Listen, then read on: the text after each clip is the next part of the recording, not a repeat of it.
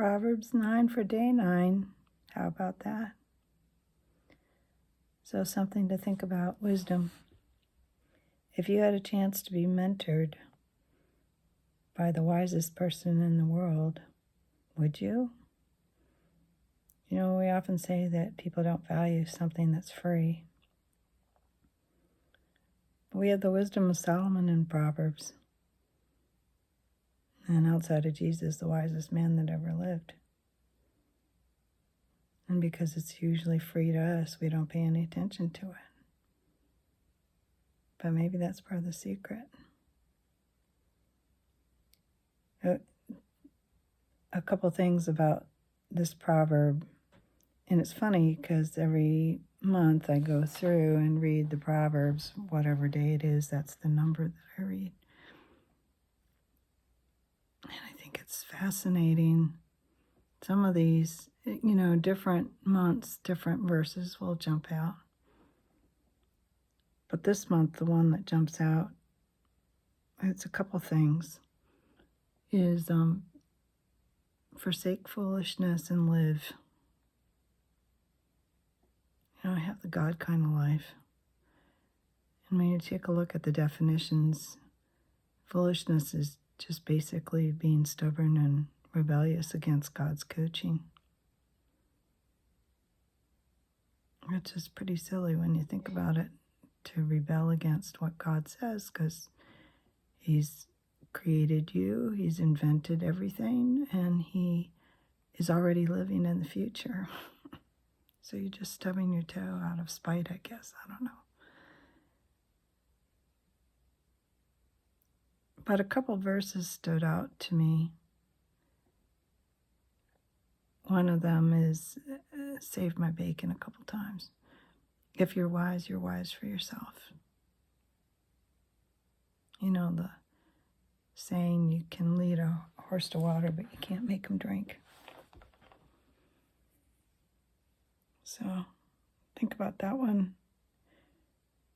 And it says, wisdom, I think it's so interesting because they contrast a wise wisdom with a foolish person. Wisdom says, come and fellowship and commune and let's talk and share a meal.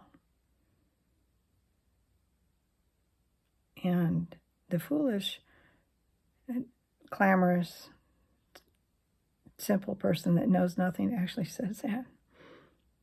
Says, hey, come here, I got a deal for you. Just steal it from somebody else. You'll be good.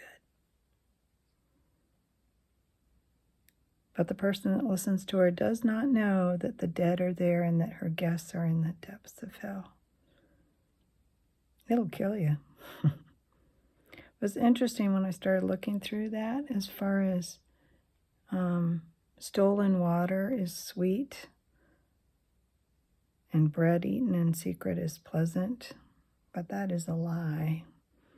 Because later on it talks about, it'll taste sweet. Stolen bread will taste sweet in your mouth, and afterwards your mouth will be filled with gravel.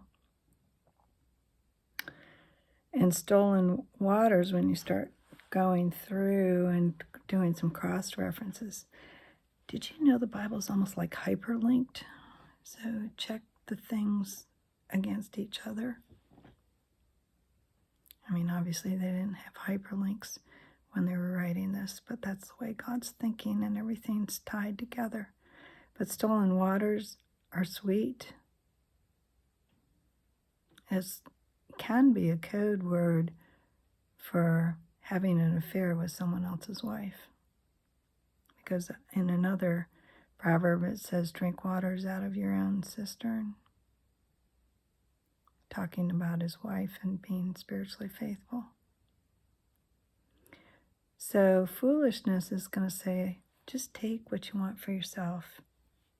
Do it in secret. And wisdom says, the fear of the Lord is the beginning of wisdom, the beginning. And knowledge is understanding. But if you're wise for yourself. You can lead a horse to water, but you can't make him drink. So I don't know. Something to think about. I don't know what's standing out to you today in Proverbs 9, but I hope this little seed thought blesses you. Have a fabulous day. All God's best.